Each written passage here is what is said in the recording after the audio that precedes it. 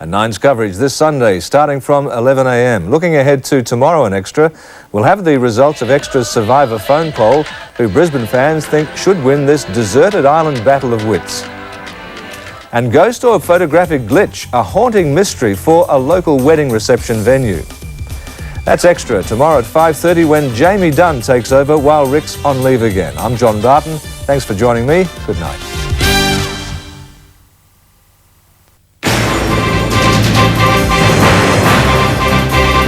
With Bruce Paige and Heather Foord, this is National 9 News. Passenger jet crashes in the Persian Gulf, killing all on board. Brisbane couple found guilty of keeping their daughter in a cage. The Broncos get their first taste of the Roosters. Good evening. Good evening. There are no survivors from a passenger jet which exploded as it plunged into the sea in the Persian Gulf. Among the 143 people on board was an Australian. The pilot was trying to land the Gulf Air jet at Bahrain with one engine on fire. As morning arrived, there was only scattered wreckage across the water and search vessels slowly patrolling, retrieving personal effects and anything which might help the investigators. Evan Alder, National 9 News. Still to come, Russia's president pleads guilty for the sub-disaster. And a Brisbane invention that cuts needle fears.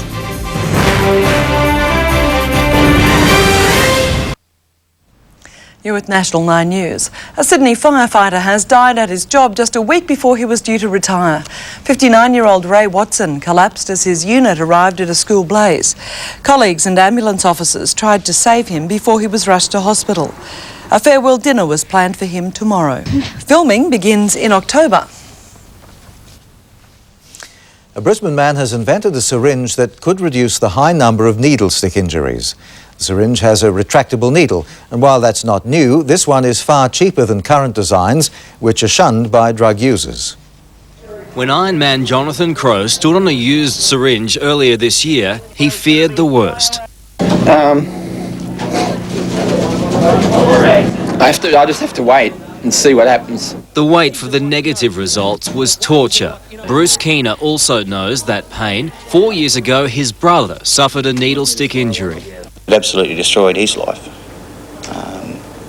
And it just could have quite easily been one of my children had those sticks, and they would have had to live that for the rest of their life. So the one-time Boilermaker invented a retractable syringe. All that the person has to do is just press on the end of the syringe like that and the needle's gone. And the medical community has embraced the concept. The company is already in negotiations with overseas manufacturers, so with trialling and training, the retractable syringe could be in use by May next year. Just reconfigure the existing tooling that they got and turn their needles from a deadly needle into a safety needle. While it may not be new technology, it's cheaper and more effective. This should decrease their chances of standing on a contaminated needle in a park or standing on one on a beach. So the innocent public should be better protected. Karl Stefanovic, National 9 News. The official opening in March. Sports next with Wally. The Broncos have trained in Sydney. Not quite in full gallop, Bruce, but Tony Carroll had his first run for the week. The grand final latest is next, and a sprinter runs for her Olympic life.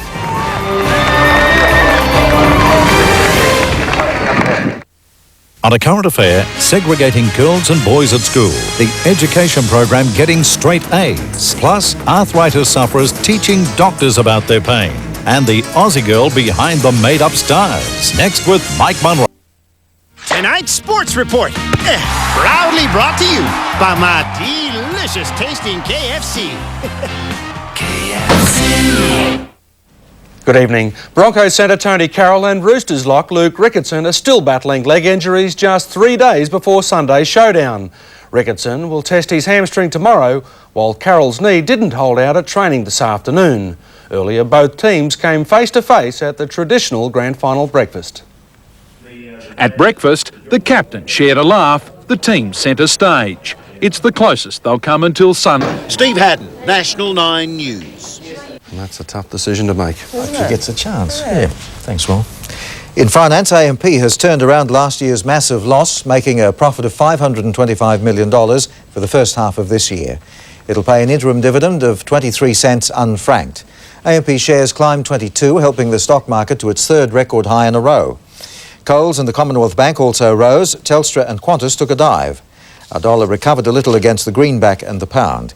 In Gold Lotto, one player becomes a millionaire. There was no second division. Division 3 pays over $1,000. John's next with the weather. Then living it up in Florida. When people watch it, they realize this guy's there all by himself.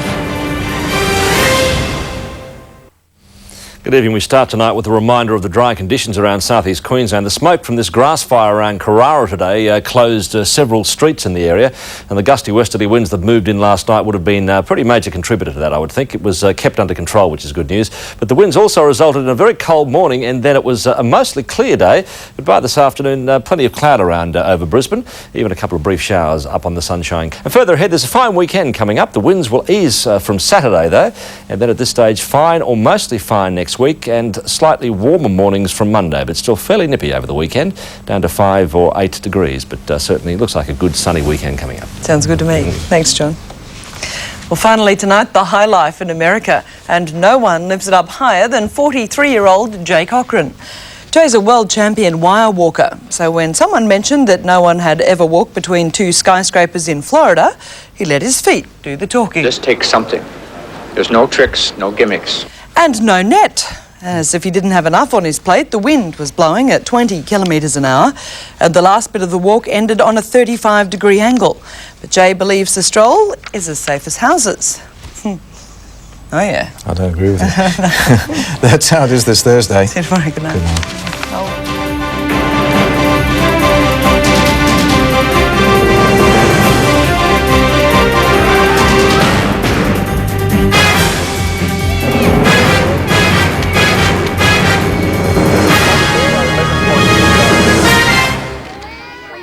Hi, thanks for your company.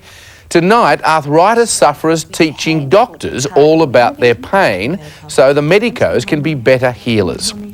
Plus, the young Australian who's become Hollywood's queen of makeup. She now gives the biggest names in the world the look they need. Those stories coming up. But first, separating the sexes in the classroom. And we're not talking about school.